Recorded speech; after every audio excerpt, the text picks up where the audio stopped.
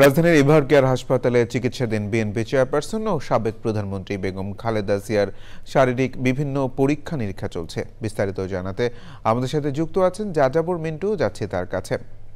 মিন্টু, খালেদা জিয়ার শারীরিক পরিস্থিতি এবং চিকিৎসা কার্যক্রম বিষয়ে জানতে চাই।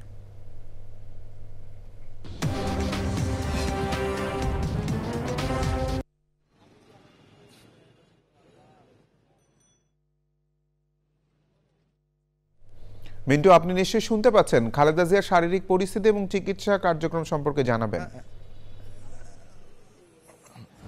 হ্যাঁ, হৃদয় ধন্যবাদ।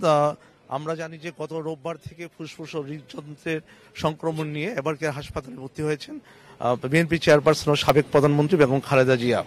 তা আজকে বিএনপি কার্যালয়ে বিএনপি যুগ্ম মহাসচিব রুহুল কবির রিজভী সংবাদ সম্মেলনে বলেছেন যে তার অবস্থা হলো ডাক্তারের যে চিকিৎসা কার্যক্রম চলছে সেখানে উনি সাড়া দিচ্ছেন এবং কথাও বলেছেন। আর এই বিএনপি চেয়ারপারসনের অসুস্থতার জন্য বিএনপি যে ডিসেম্বর বিজয়ের মাসে যে বিএনপির মশাল রোড শো ছিল সেটা স্থগিত করেছে বিএনপি।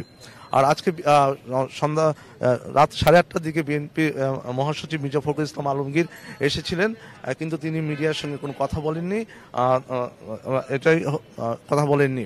আর আমরা যেটা দেখছি হলো যেটা হচ্ছে যে তিনি আর আমরা আরো হাসপাতাল সূত্রে জানা গেছে যে বেগম জিয়া স্বাভাবিক চেয়ে কিছুটা বেশি তরল খাবার গ্রহণ করছেন এবং চিকিৎসকের, আমি আগেই বলেছি, চিকিৎসকের নির্দেশনা মানতে সক্ষম হয়েছেন। হৃদয়, আর বিএনপির তরফ থেকে বলা হয়েছে যে এখানে যাতে এবারকের হাসপাতাল যাতে নেতা কর্মীরা যাতে ভিড় এড়িয়ে চলার জন্য বলা হয়েছে। মিন্টু, ধন্যবাদ। প্রিয় দর্শক, যাযাবর মিন্টু আমাদের সঙ্গে যুক্ত হয়েছিল।